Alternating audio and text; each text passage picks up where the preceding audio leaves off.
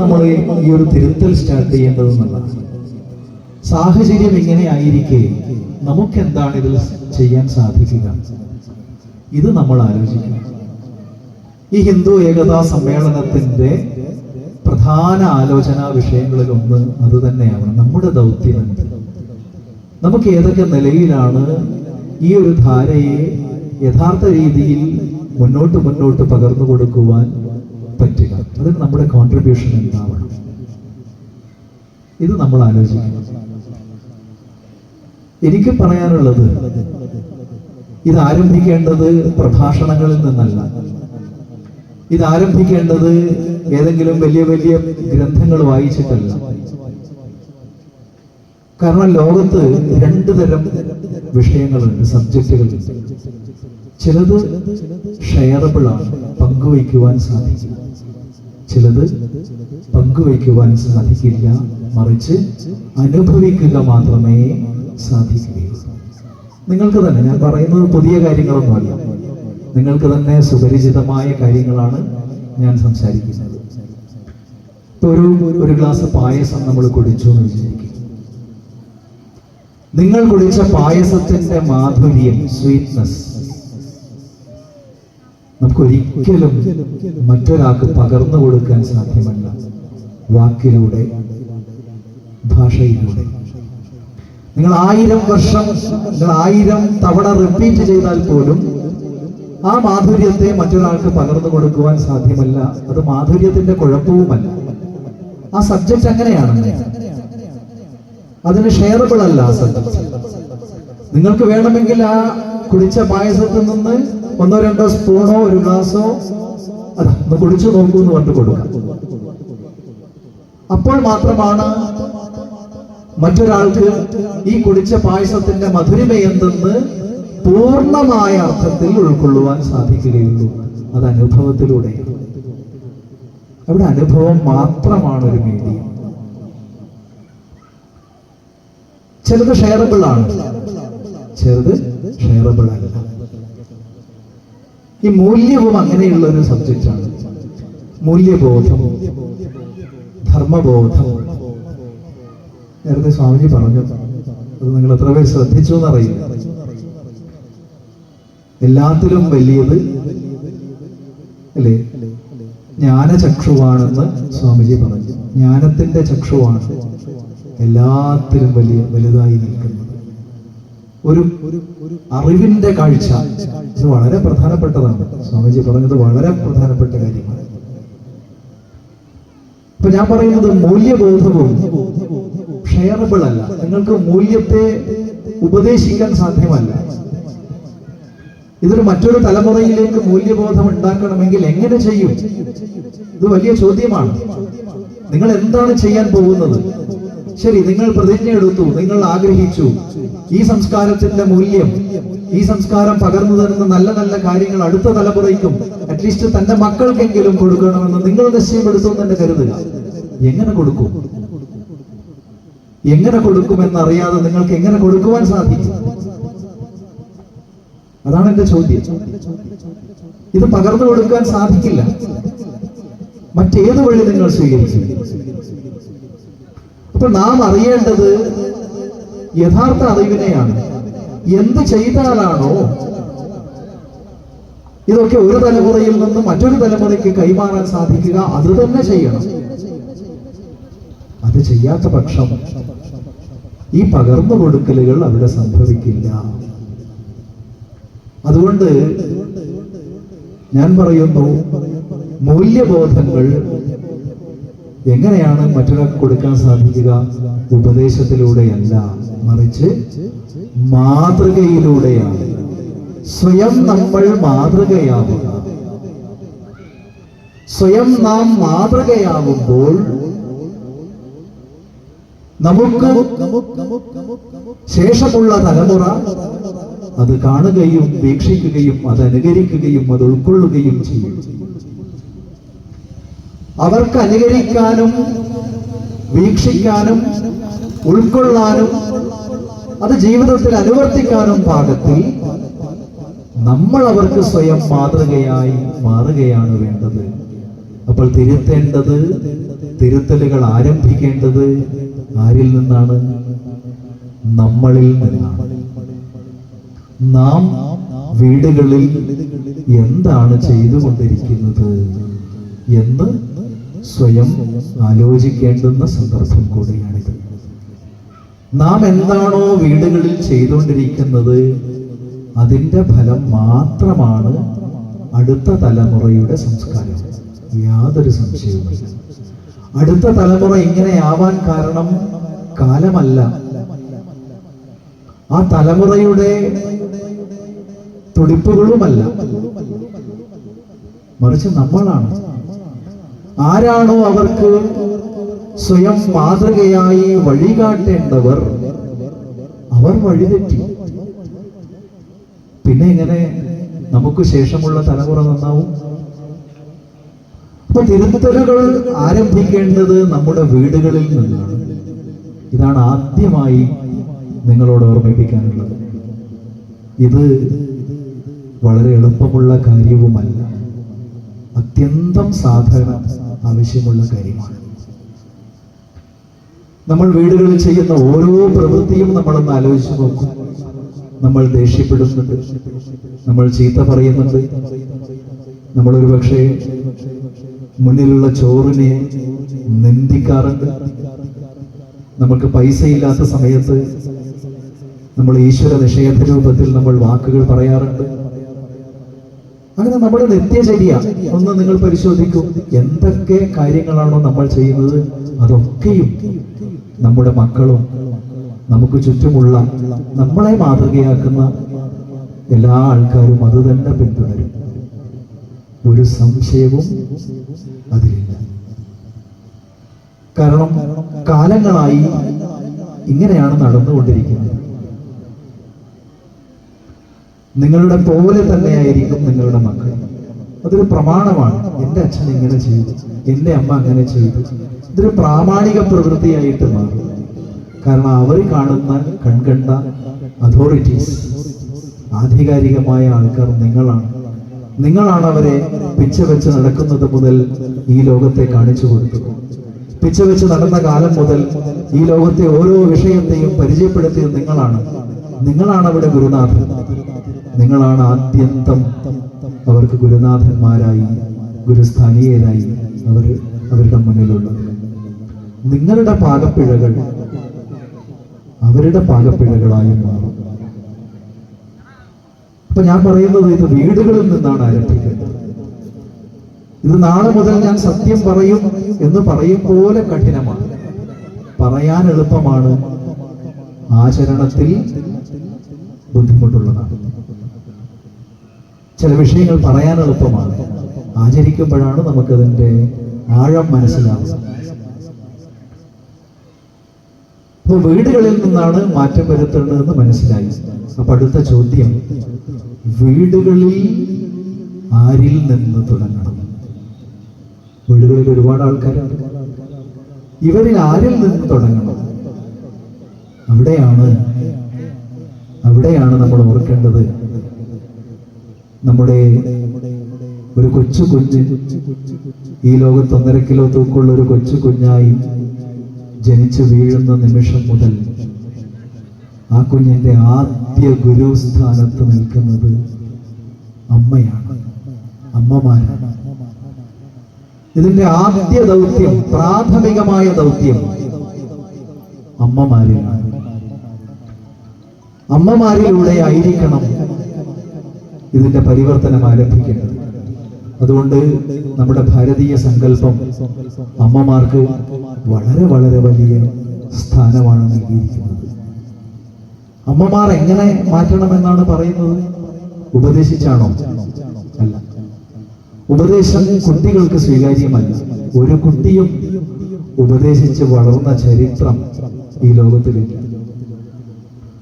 അവർക്ക് മാതൃകയാവുകയാണ് വേണ്ടത്. അവർ കണ്ടു പഠിക്കുന്നവരാണ്, അവർ കേട്ട് പഠിക്കുന്നവരാണ്, അവർ ചിന്തിച്ച് പഠിക്കുന്നവരല്ല. അവർ തന്നെ മുന്നിലുള്ള കാര്യങ്ങളെ കണ്ടിട്ടാണ് പഠിക്കുന്നത്. നിങ്ങളത് ചെയ്താൽ അവർ വധിച്ചു. ഇത് ഏറ്റവും കൂടുതൽ മനസ്സിലാവുന്നത് വളരെ ചെറിയ കുട്ടിക്കാലമുള്ള കുട്ടികളിലാണ്.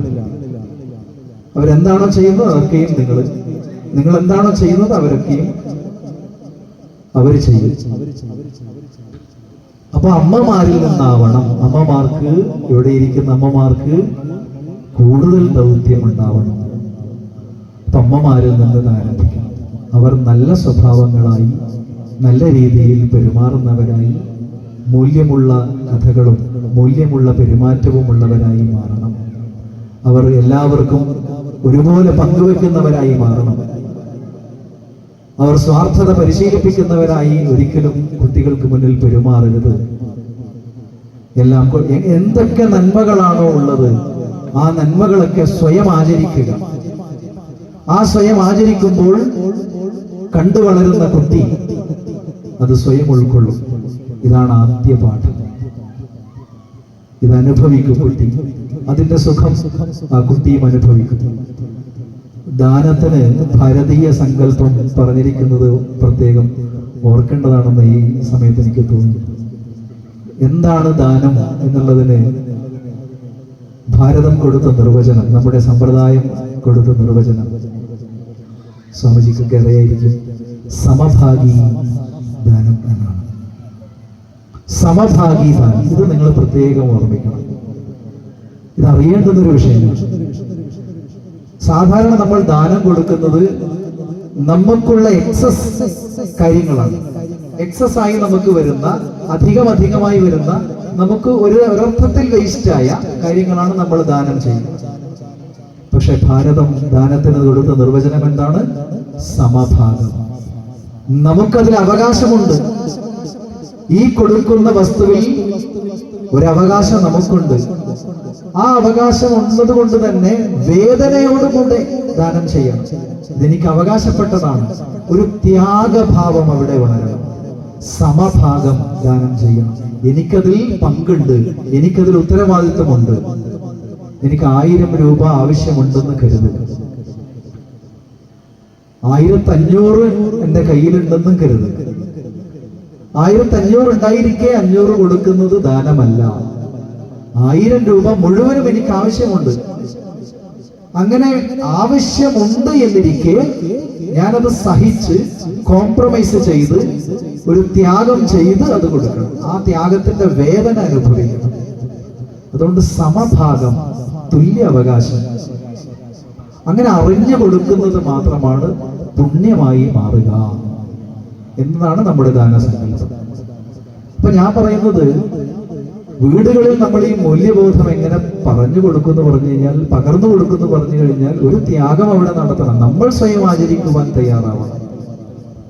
അതിനു വേണ്ട പരിശ്രമത്തിന്റെ തുടക്കമാവട്ടെ ഈ ശിവരാത്രികൾ എന്നുകൂടിയാണ് ഞാൻ ഓർമ്മിപ്പിക്കുവാൻ ആഗ്രഹിക്കുന്നത്. അമ്മയിൽ നിന്ന് തുടങ്ങി പിന്നീട് അച്ഛനിലേക്കും അത് വ്യാപിപ്പിക്കണം. കുട്ടികൾക്ക് മോശം, സതുദ്ദേശപരമല്ലാത്ത ഒരു കാര്യവും കുട്ടികളുടെ മുന്നിൽ വെച്ചോ കുട്ടികൾ അറിയുന്ന തരത്തിലോ ചെയ്യാതിരിക്കുക. അങ്ങനെ ഒരു പരിശീലനം നമ്മൾ സ്വയം നടത്തുക. അവിടെയാണ് നമുക്ക് നല്ല സംസ്കാരം പകർന്നു കൊടുക്കുവാൻ സാധിക്കും. എൻ്റെ അച്ഛൻ അങ്ങനെയല്ല, അപ്പൊ ഞാനും അങ്ങനെ ആവരുത്. നമ്മൾ ഒരു കാര്യം ഉപദേശിക്കുകയും അതിന് വിരുദ്ധമായി നമ്മൾ പ്രവർത്തിക്കുകയും ചെയ്താൽ കുട്ടി കൺഫ്യൂസ്ഡ് ആവും. ഇതിലേതിനെ പ്രമാണമാക്കണം? അങ്ങനെ ഒരു അവസ്ഥ നമ്മൾ ഉണ്ടാക്കി കൊടുക്കരുത്. അതുകൊണ്ട് ഇതെല്ലാം തുടക്കം ഏതിൽ നിന്നാവണം? വീടുകളിൽ നിന്നാവണം. വീടുകളിൽ സ്വയം ആചരിച്ച് മാതൃകയാവേണ്ടുന്ന ദൗത്യ നിർവഹണമാണ് നമ്മുടെ ദൗത്യമെന്ന് നമ്മൾ തിരിച്ചറിയണം. അങ്ങനെ ആവുമ്പോൾ നാച്ചുറലി തന്നെ, സഹജമായി തന്നെ അടുത്ത തലമുറ ഈ സംസ്കാരത്തോടും ഈ മൂല്യബോധത്തോടും ഒത്തുചേർന്ന് മുന്നോട്ട് പോകും.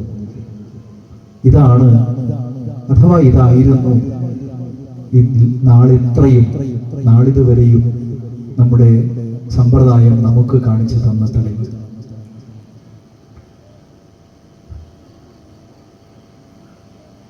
അതുകൊണ്ട് കുട്ടിയുടെ ആദ്യത്തെ വിദ്യാലയം വീട് തന്നെ ആക്കാൻ പരിശ്രമിക്കണം. എനിക്ക് തോന്നുന്നു സമയം അധികമായതുകൊണ്ട് ഞാൻ അടുത്ത വിഷയത്തിലേക്ക് കടക്കുന്നില്ല. ഇത്രയൊക്കെയാണ് ശിവരാത്രി മഹോത്സവ സുദിനത്തിൽ എനിക്ക് നിങ്ങളോട് പറയാൻ തോന്നിയത്. ഒരു കാര്യം പ്രത്യേകം ഓർമ്മിക്കണം, വ്രതാനുഷ്ഠാനം നടത്തുമ്പോൾ ഒരു സങ്കല്പം നമുക്കുണ്ടായിരിക്കണം. ആ സങ്കല്പത്തിന് വേണ്ടിയുള്ള പ്രാർത്ഥന പൂർണ്ണമായ ചര്യാവിശേഷമായിരിക്കണം നമ്മുടെ ചര്യകൾ. മറ്റൊന്ന്, എന്തുകൊണ്ടാണ് നമ്മളിങ്ങനെ ധർമ്മബോധത്തിൽ നിന്ന് ഒരുപാട് അകന്നകന്നു പോയത് എന്നുള്ളതായിരുന്നു രണ്ടാമത് പറഞ്ഞ വിഷയം. അതിന് കാരണക്കാർ കാലമോ മൊബൈലുകളോ പുതിയ സാഹചര്യങ്ങളോ ഒന്നുമല്ല. കടലിനെ പേടിച്ച്, സാധാരണ പറയാറുണ്ട്, കടലിനെ പേടിച്ച് നമ്മൾ കടലിന് മുന്നിലൊരു മതിൽ കെട്ടാറില്ല ആരും. കടലിന് മുന്നിലൊരു മതിൽ കെട്ടിയത് കൊണ്ട് കാര്യമില്ല. ഒരു പ്രായം വരെ മതിൽ കടന്ന് തുള്ളിപ്പോവില്ലായിരിക്കും. പക്ഷെ മതിൽ കടക്കാൻ പാകത്തിൽ അവൻ വളർന്നാൽ അവൻ ആ മതിൽ കടക്കുക തന്നെ ചെയ്യും. അതുകൊണ്ട് കടല് അപകടമാണ്, യാതൊരു സംശയവുമില്ല. കടലിൽ പോകരുതെന്നല്ല നമ്മൾ പറഞ്ഞു കൊടുക്കേണ്ടത്. കടലിൽ പോകാതിരിക്കുവാൻ മതിൽ കെട്ടുകയല്ല നമ്മൾ വേണ്ടത്. അപകടം പിടിച്ച കടലിൽ തനിക്ക് അപകടം പറ്റാതെ എങ്ങനെ നീന്തണമെന്നാണ് നമ്മൾ പറഞ്ഞു കൊടുക്കേണ്ടത്. അപ്പൊ എന്താണോ പറഞ്ഞു കൊടുക്കേണ്ടത് അത് തന്നെ പറഞ്ഞു കൊടുക്കുവാൻ നമുക്ക് സാധിക്കണം. ഇല്ലെങ്കിൽ നമ്മുടെ പ്രവൃത്തികളൊക്കെ പ്രവൃത്തി ദോഷമായി ഭവിക്കും. ഈ കൂട്ടായ്മ അത്തരമൊരു പുനർചിന്തനത്തിന്റെ വേദിയാവട്ടെ. നോക്കൂ, ഈ വിളക്കിന്റെ കൂടി മഹത്വം പറഞ്ഞുകൊണ്ട് ഞാൻ അവസാനിപ്പിക്കാം.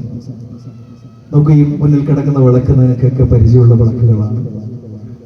ഈ വിളക്കിനൊരു പ്രത്യേകതയുണ്ട്. ഭാരതീയ സങ്കല്പ വിളക്കിന് വളരെ മനോഹരമായി നിർവചിച്ചിട്ട് ഈ വിളക്കിന്റെ ദൗത്യം സാഖ്യദർശനം എന്നൊരു ദർശനമുണ്ട്. ലോകത്തിലെ ഏറ്റവും പഴക്കം നിറഞ്ഞ ദർശനമാണ് ദർശനങ്ങളിൽ സാഖ്യദർശനം. ആ സാഖ്യദർശനത്തിൽ ത്രിഗുണങ്ങളെ കുറിച്ച് പറയുന്ന ഒരു സന്ദർഭം. ത്രിഗുണങ്ങൾ നമുക്കറിയായിരിക്കും: സത്വം, രജസ്, തമസ്. ഈ 3 ഗുണങ്ങളും സദാസമയം നമ്മുടെ ശരീരത്തിൽ പ്രവർത്തിച്ചുകൊണ്ടിരിക്കുന്ന ഗുണങ്ങളാണ്. ഈ 3 ഗുണങ്ങളുടെ പ്രവർത്തനമില്ലാതെ നമ്മുടെ ശരീരമില്ല. അങ്ങനെ ത്രിഗുണങ്ങളെ കുറിച്ച് വിശദീകരിക്കുന്ന സന്ദർഭത്തിൽ ഈ വിളക്കിന്റെ ഉദാഹരണമാണ് അവിടെ ആചാര്യൻ എടുക്കുന്നത്. സത്യത്തിൽ ഈ ത്രിഗുണങ്ങൾ 3ഉം വിരുദ്ധ സ്വഭാവങ്ങളാണ്. ഒന്നൊന്നിനോട് വിരുദ്ധമാണ്. സത്വഗുണത്തിന് വിരുദ്ധമാണ് രജോ ഗുണം, രജോ ഗുണത്തിന് വിരുദ്ധമാണ് തമോ ഗുണം. ഇതെല്ലാം പരസ്പരം ഒരു കാലത്തും ഒത്തുചേരില്ല, ഒരു കാലത്തും ഇവർ ഒത്തുപോകില്ല. അത്ര കണ്ട് വിരുദ്ധങ്ങളാണ് ഈ 3 ഗുണങ്ങൾ. പക്ഷേ ഈ 3 വ്യത്യസ്തമായ ഗുണങ്ങൾ നമ്മുടെ ശരീരത്തിൽ സദാ കൂട്ടായ്മയോടെ പ്രവർത്തിക്കുന്നുണ്ട് താൻ. നമ്മുടെ ശാന്ത സ്വഭാവത്തിലായിരിക്കുമ്പോൾ നമ്മുടെ ഉള്ളിൽ പ്രവർത്തിക്കുന്ന ഗുണം സത്വഗുണം. നമ്മൾ പ്രവൃത്തികൾ ചെയ്യുമ്പോൾ, ഊർജ്ജസ്വലതയോടെ കാര്യങ്ങൾ ചെയ്യുമ്പോൾ അവിടെ നമ്മൾ പ്രവർത്തിപ്പിക്കുന്ന ഗുണം രജോ ഗുണം. നമ്മൾ ക്ഷീണിതരായിരിക്കുമ്പോൾ ആ ക്ഷീണാവസ്ഥയെ ഉണ്ടാക്കുന്നതിന് വേണ്ടി പ്രവർത്തിക്കുന്ന ഗുണം തമോ ഗുണം. ഇത് 3മാണ് ഒറ്റ വാക്കിൽ പറഞ്ഞു കഴിഞ്ഞാൽ ഗുണം. വളരെ വിശദമായ വിഷയമാണ് എങ്കിലും. പക്ഷെ അവിടെ ഇരിക്കുന്ന ചോദ്യം, ഈ 3 വ്യത്യസ്ത ഗുണങ്ങൾ എങ്ങനെയാണ് ശരീരത്തിൽ ഇവർ തമ്മിൽ തല്ലുന്നതല്ലേ, ഇതെങ്ങനെയാണ് ഒത്തുചേരുന്നത്? അപ്പോഴൊരു ഉദാഹരണം പറയും. സത്വം, ആ ശ്ലോകം എങ്ങനെയാണ്: സത്വം ലഘുപ്രകാശകമിഷ്ടം ഉപഷ്ടം ഭഗം ചലഞ്ചരജ ഗുരുവരണഗമേവ തമഃ പ്രദീപവത് ചർഭതോ വൃത്തി. പ്രദീപവത്, ആ പദം നമ്മളൊന്ന് ശ്രദ്ധിക്കണം. പ്രദീപവത്, കത്തിക്കൊണ്ടിരിക്കുന്ന ദീപവത്, ദീപത്തെ പോലെ. എന്താണ് ദീപത്തിന്റെ പ്രത്യേകത? നോക്കൂ, ഒരു നിലവിളക്ക് എടുത്തു നോക്കൂ. വിരുദ്ധങ്ങളായ ഒരുപാട് കാര്യങ്ങളുടെ കൂട്ടായ്മയാണ് ഈ നിലവിളക്ക്. നിലവിളക്കിൽ ഈ ഓട് എന്ന ലോഹമുണ്ട്. നിലവിളക്കിൽ ഓട് എന്ന ലോഹത്തോട് യാതൊരു ബന്ധവുമില്ലാത്ത വെളിച്ചെണ്ണ എന്ന എണ്ണയുണ്ട്. വെളിച്ചെണ്ണ എന്ന എണ്ണയോട് യാതൊരു ബന്ധവുമില്ലാത്ത തുണി കൊണ്ടുണ്ടാക്കിയ തിരിയുമുണ്ട്. ഇവ 3ഉം ഒരു പ്രത്യേക സന്ദർഭത്തിൽ ഒത്തുചേർന്നപ്പോ 3 വ്യത്യസ്ത, ഒരിക്കലും ഒത്തുചേരാത്ത സ്വഭാവക്കാരായ ഓടും വെളിച്ചെണ്ണയും അതുപോലെ തുണി കൊണ്ടുള്ള തിരിയും ഒരു പ്രത്യേക സന്ദർഭത്തിൽ ഒത്തുചേർന്നപ്പോ അത് ലോകത്തിന് വഴികാട്ടിയാവുന്ന വെളിച്ചമായി വെളിച്ചത്തിന് ജന്മം കൊടുക്കുകയാണ് സാധിക്കുന്നത്. ആ കാഴ്ചയാണ്, ആ ഉദാഹരണമാണ് അവിടെ എടുത്തിരിക്കുന്നത്. പ്രദീപവത് ചാർത്ഥതഃ വർത്തിഃ. അപ്പൊ എനിക്ക് നിങ്ങളോട് ഓർമ്മിപ്പിക്കാനുള്ളത്, നമ്മളൊക്കെയും വ്യത്യസ്ത ആശയങ്ങളുള്ളവരായിരിക്കാം, വ്യത്യസ്ത മനസ്സുകളുള്ളവരായിരിക്കാം, വ്യത്യസ്ത സംസ്കാരമുള്ളവരായിരിക്കാം, വ്യത്യസ്ത സ്വഭാവമുള്ളവരായിരിക്കാം.